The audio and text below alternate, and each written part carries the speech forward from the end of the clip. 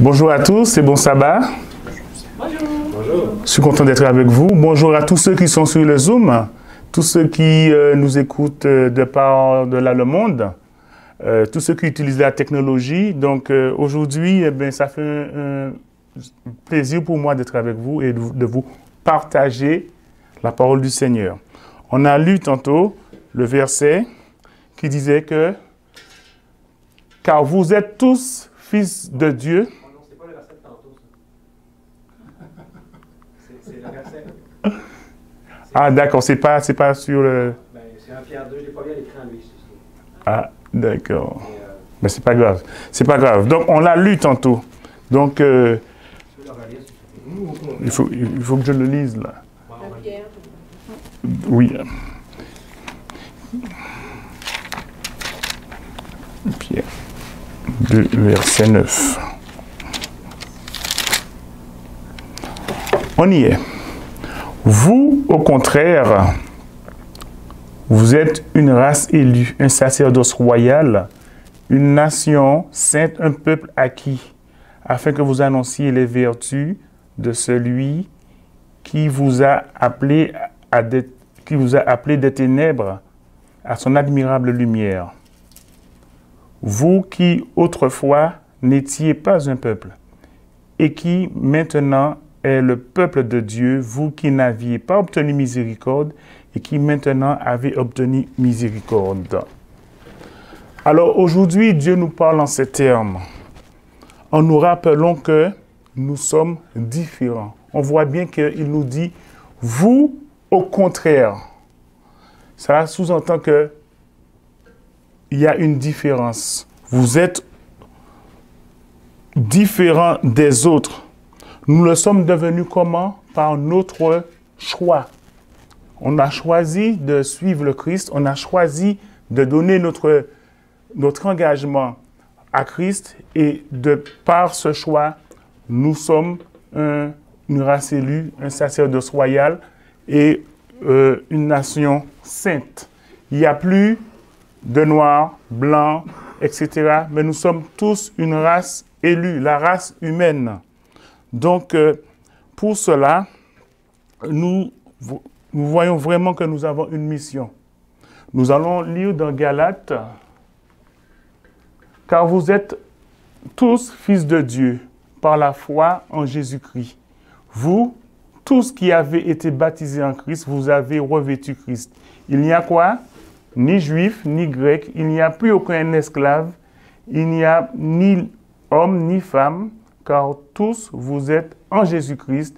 Et si vous êtes à Christ, vous êtes donc la prospérité d'Adam, héritier de la promesse. » Donc, en d'autres termes, en tant qu'enfant de Dieu, Dieu nous appelle à une mission sur terre.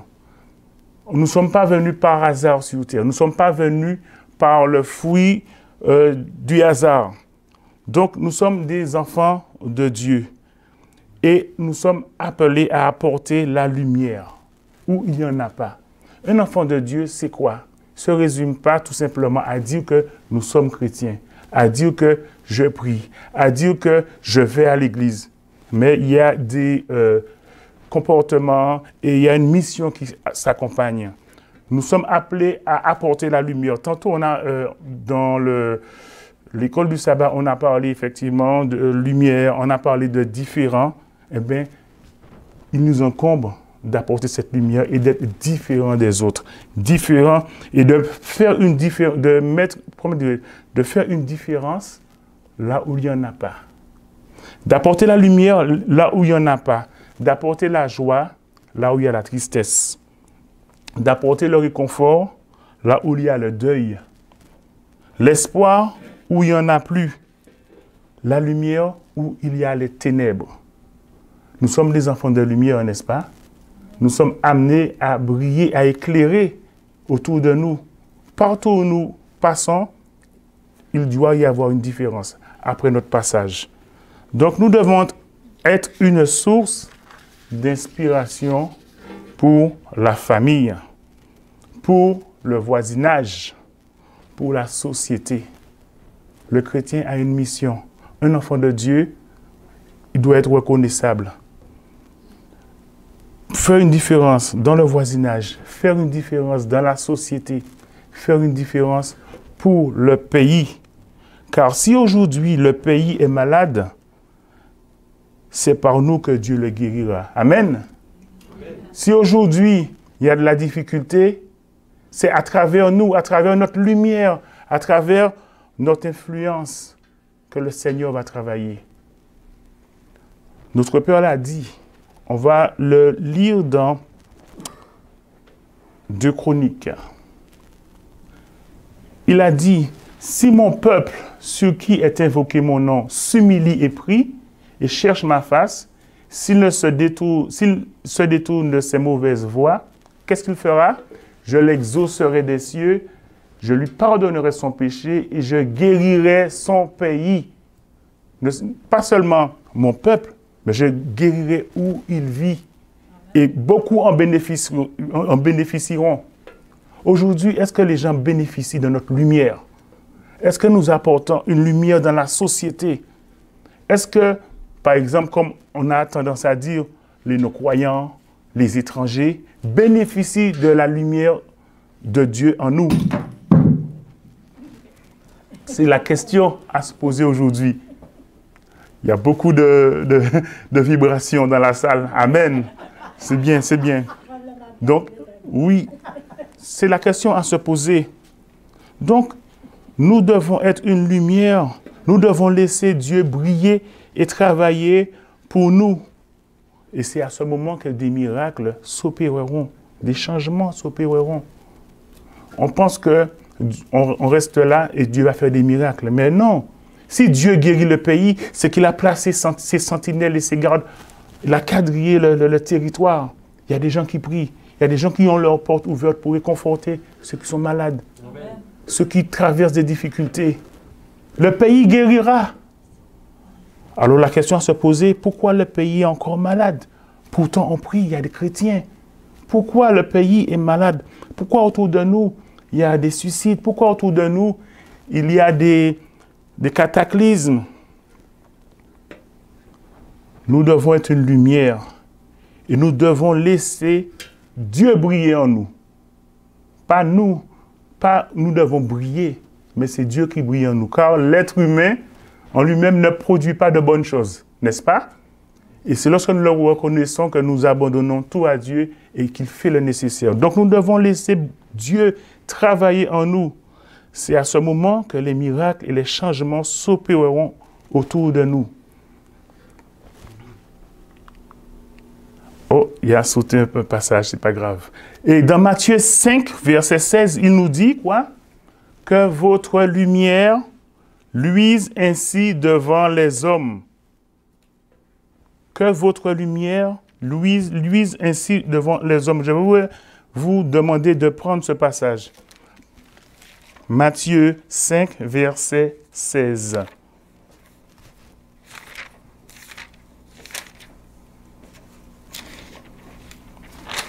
Matthieu 5.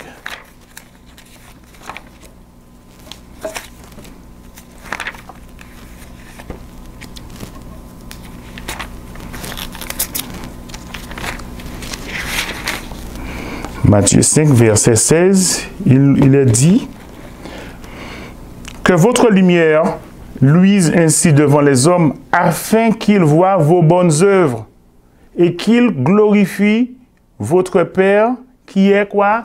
Dans les cieux. Afin qu'ils voient vos bonnes œuvres, mais afin qu'ils voient la manifestation de Dieu en vous qui vous fait produire de bonnes œuvres. Et qui est glorifié? Notre Père céleste, pas nous. Donc, c'est ça. Votre lumière luise, pas devant les frères. Lorsqu'on parle dans la Bible des hommes, on parle de l'humanité. Est-ce qu'on est d'accord? Amen. L'humanité dans toute son entièreté. Pas devant les frères et sœurs, pas devant les pasteurs, ni devant la congrégation, mais devant l'humanité. Devant mon boss, devant mon président, devant mon député, devant mes collègues, afin que tous bénéficient et que la gloire revienne à notre Créateur. puisque nous sommes une lumière, nous sommes amenés à, pas conditionner, mais apporter une influence divine autour de nous. Et par cette influence, la société peut changer. Mais aujourd'hui, est-ce que notre lumière brille encore? Est-ce que nous laissons Dieu travailler en nous? C'est la question à se poser. Nous côtoyons des gens, nous côtoyons peut-être des gens influents, des présidents, des avocats, des chefs d'entreprise. Mais avons-nous laissé une marque? Avons-nous laissé notre lumière briller auprès de ces gens?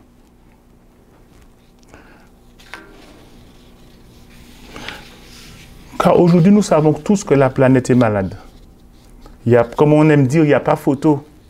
Les faits nous révèlent sur tous les points, économiques, politiques, écologiques et sanitaires. Et surtout spirituels, n'est-ce pas? Lorsqu'on entend les nouvelles, lorsqu'on voit autour de nous, on voit que ça ne va pas. On voit que peut-être dans notre enfance, c'était mieux qu'aujourd'hui. Mais est-ce que vous pensez que ça va s'améliorer? Ça ne va pas s'améliorer. Mais ça peut s'améliorer si nous laissons Dieu briller en nous et que nous éclairons les gens qui prennent des décisions. Dieu nous demande juste de prier, de le laisser travailler en nous et il va guérir notre pays. Mais ça, il faut la foi. Il faut beaucoup de foi. Il ne faut pas juste prier. Aujourd'hui, nous sommes réunis, mais il y en a beaucoup qui sont dans la nature. Pourquoi? Parce qu'en chemin, la foi, il y en a qui ont perdu la foi. Mais nous sommes tous appelés à briller. Donc, devant tous ces désastres économiques, politiques, écologiques, sanitaires, tous ces points sont liés et tous ces points se tiennent. Oui, l'enfant de Dieu a sa lumière à partager ou à laisser briller dans ces domaines. Souvent, on parle du domaine congrégationnel. On parle des églises, on parle des doctrines, on parle de ça. Ça ne va pas dans le monde, les enfants sont rebelles, ils ont abandonné la foi, etc. Mais nous limitons, nous oublions le côté écologique, nous oublions le côté politique, nous oublions le côté sanitaire. Nous ne devons pas uniquement briller pour les doctrines, mais nous devons briller aussi pour la création que Dieu nous a donnée à entretenir, la nature.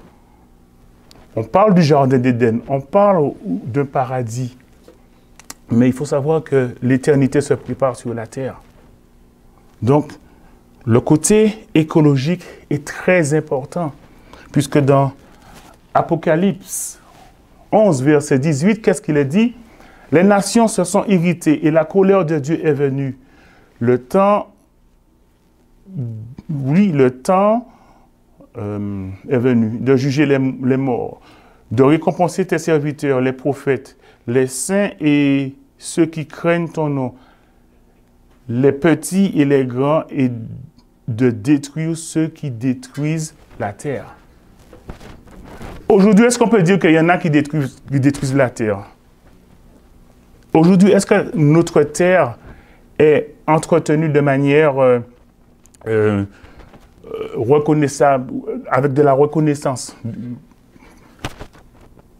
Non. Aujourd'hui, le point écologique est vraiment, pas en déclin, mais sur le point écologique, il y a un désastre qui se passe. Et les enfants de Dieu, que font-ils pour cela?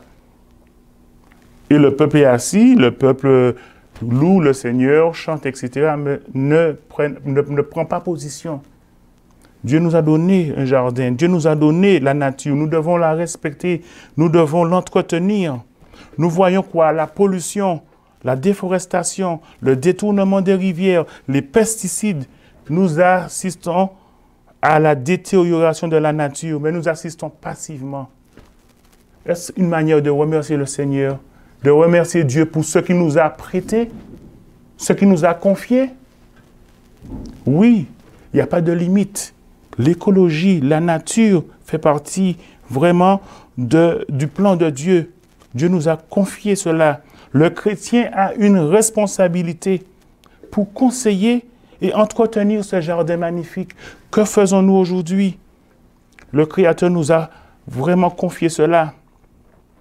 Aujourd'hui, il y a des espèces qui disparaissent. Ce n'est pas par rapport, je ne sais pas moi, à une éruption, etc., mais c'est par l'activité de l'homme, par l'avidité de l'être humain.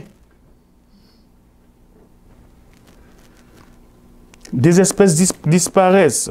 On peut dire aussi, par exemple, ceux qui utilisent les engrais. Il y a des engrais naturels, mais il y en a qui utilisent des engrais à grande échelle chimiques pour produire plus. Et ça détruit la terre. Dieu ne nous a pas donné une terre pour détruire, mais une terre au préalable, c'était pourquoi la cultiver et se nourrir.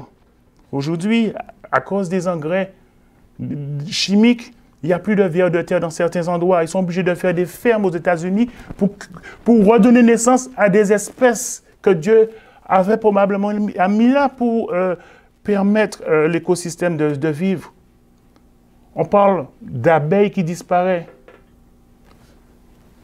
Le chrétien a sa part dans la création. Le chrétien, et c'est une façon de remercier Dieu pour ce qu'il nous donne. Entretenir le jardin fait partie de notre ministère aussi. Dieu nous a confié cela. Si tu fais un long siège pour t'emparer d'une ville, ça parlait autant avant Jésus, hein.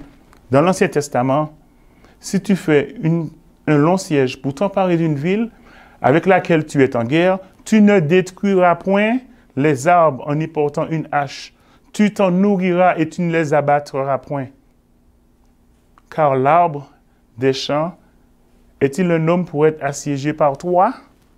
L'arbre des champs, même la nature, est-ce que tu dois l'assiéger? Donc, voyons l'esprit, la pensée de la citation. L'arbre te donne à manger, l'arbre nourrit. Donc, nous voyons qu'effectivement, loin d'y penser, hein, la nature, l'écologie, le chrétien a sa place dans ce domaine de la vie. Il faut laisser la lumière de Dieu qui nous habite influencer ceux qui prennent les décisions écologiques qui seront de nature à glorifier notre Créateur. Et tout le monde en bénéficiera. Sur le plan sanitaire, aujourd'hui, est-ce qu'il y a la maladie aujourd'hui? Encore beaucoup plus. OK? Le plan sanitaire. Les fruits sont contaminés. Les eaux sont polluées. On a un désastre sans précédent. Qu'est-ce que le chrétien fait pour cela? Pensez-vous que nous sommes ici, ou bien pensez-vous que Dieu ne nous a pas donné une mission à ce niveau? Bien sûr que oui. Amen. Parce qu'il nous a donné l'autorité sur la nature et de la protéger. Le chrétien doit aussi briller sur ce plan-là, sur le plan écologique. Et sur le plan politique, on entend dire que vraiment la politique, c'est pas, on laisse les politiciens. Le chrétien a sa place. Lisons dans Daniel 4, verset 27. C'est Daniel qui parle, hein. Vous saviez que dans le temps de Daniel, le roi avait droit de vie ou de mort sur quiconque. Aujourd'hui, nous sommes à l'aise. On peut aussi comparer le roi, je ne sais pas, au premier ministre, au député, à quelqu'un de très influent. Est-ce que ça m'est arrivé de dire, bien, je vais voir mon député pour lui parler de l'Évangile, pour lui parler des bienfaits de Dieu dans ma vie?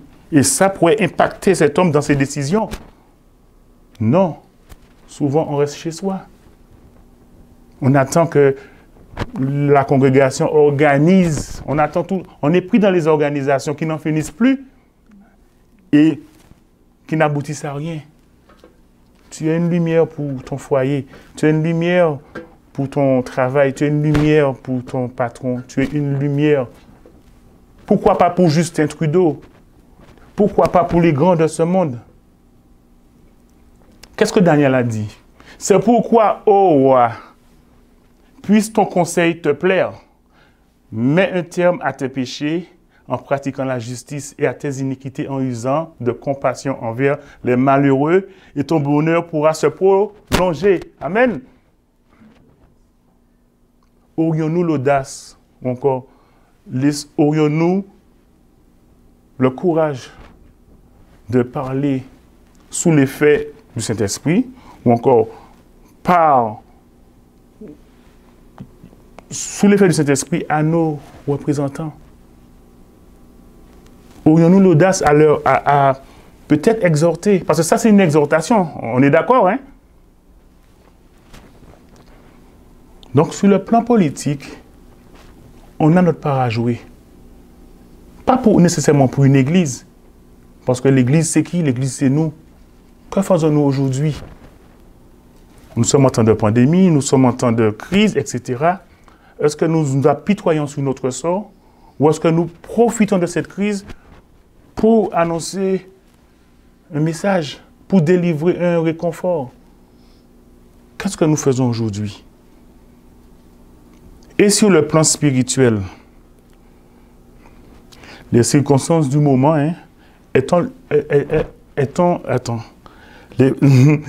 les circonstances du moment ont-elles eu raison de notre foi?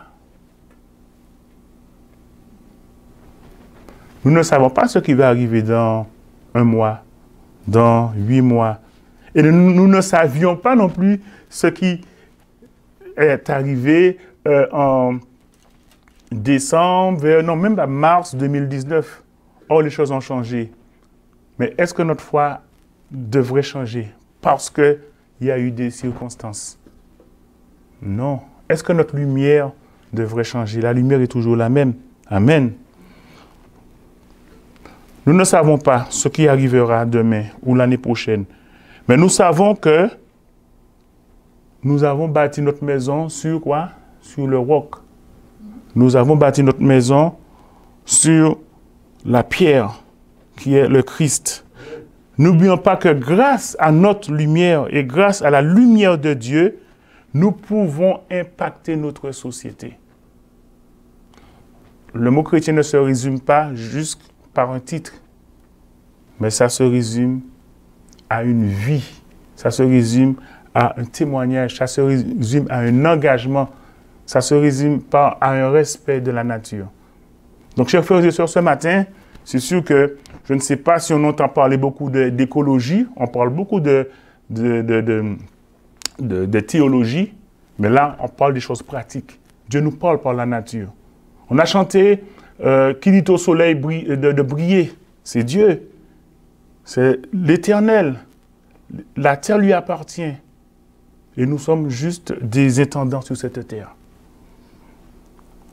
Nous pouvons impacter toute une société. Et bien entendu, vraiment, Dieu nous a placés dans ce monde pour manifester pas la gloire de l'Église, pas la gloire de X, Y, Z, mais pour manifester sa gloire. Souvent, on oublie qu'il y a un créateur. On oublie que nous sommes juste des créatures. Et nous devons louer le Seigneur pour ça. Nous sommes comme un oasis dans un désert aujourd'hui. Aujourd'hui, la terre est comme un désert. Mais quels sont les bienfaits d'un oasis? La fraîcheur, l'eau, la vie, tous les animaux, les êtres humains, toutes les espèces viennent s'abreuver, viennent retrouver une vie. Donc, je vais vous laisser sur cette question que vous allez peut-être répondre dans votre tête. Suis-je un oasis sur la terre où je suis aujourd'hui? Un oasis spirituel, un oasis de paix, un oasis d'amour et d'harmonie. Dieu nous appelle à cela. Est-ce que je suis un chrétien actif dans la protection de ma famille, de mes enfants, de mon voisinage, de la terre qu'il m'a léguée ou prêtée, parce que Dieu, la terre lui appartient? Qu'est-ce que je fais aujourd'hui pour le remercier de ce qu'il nous a donné? N'oublions pas que c'est la terre qui nous nourrit, le soleil, la pluie et tous ces éléments, l'eau. Donc respectons ce que Dieu nous a donné et là nous louons le Seigneur pour cela. Donc je vous souhaite un bon sabbat et à sortir d'ici, nous verrons la nature, nous verrons les changements d'une autre façon.